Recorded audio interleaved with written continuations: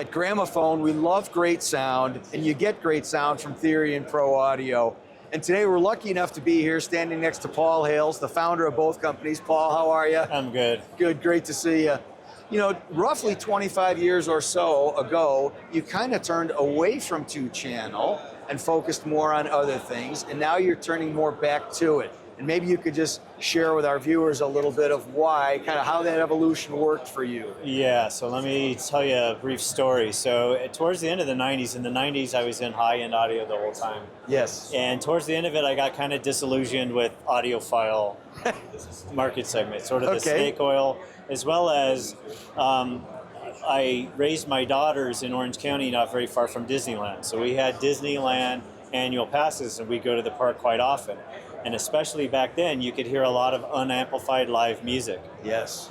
And so I was there with my daughter one day, and I happened upon one guy playing a saxophone all by himself outside.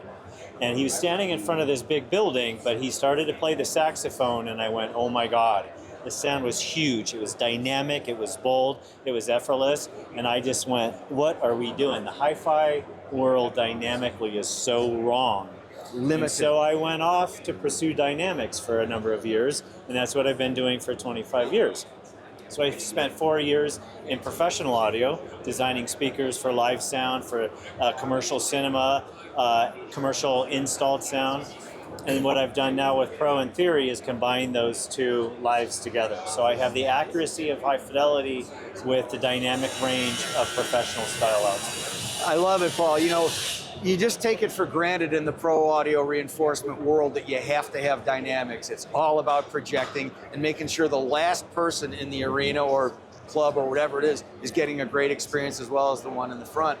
But that sound doesn't tend to be that revealing of the detail that you get in the audiophile world. And the fact that you're now really pursuing the marriage of both, we think is terrific. Yes, it enhances anybody's sound. So you can take a trained listener, an untrained listener, and when they hear the vibrancy and the scale and the energy in Theory sound, it gets their attention. So it could be a young girl, it could be a professional audio person, or it could be your spouse who doesn't care about audio, but they instantly hear how it's more vibrant, more alive, and more real sounding. Yes. So we give you the accuracy, the timbre, and the detail with dynamics that are more lifelike.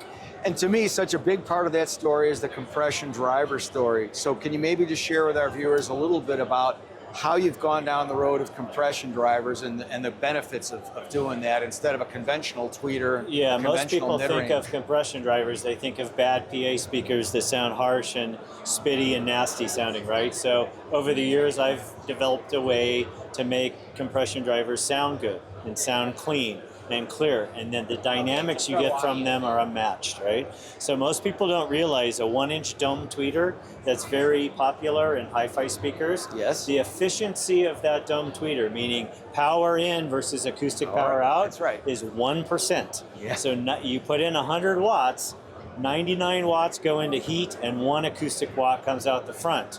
A compression driver on a good horn, like our larger horns, it's more like 40% efficient. Right? Yeah.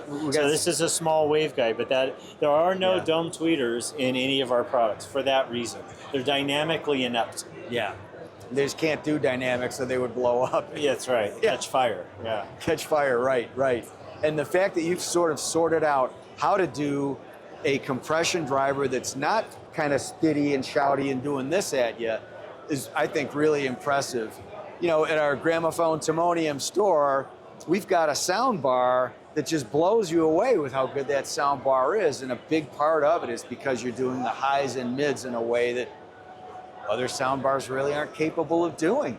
That's right, and actually we're going to spend probably the next year or two really focusing on marketing ourselves to two-channel customers, because the two-channel guys don't know who we are.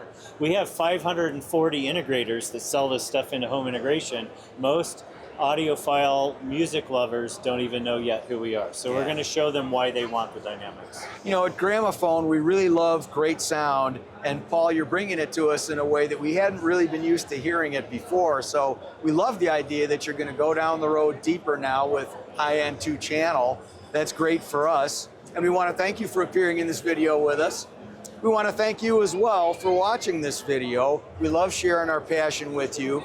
If you haven't thus far, please go ahead and like and subscribe. That helps us out a ton. Click that little bell icon so you're always notified of our upcoming content. To find out more about theory and pro audio, visit gramophone.com, where you can also find out about all of our other great brands. Thanks again for watching this video. We look forward to seeing you in the next one.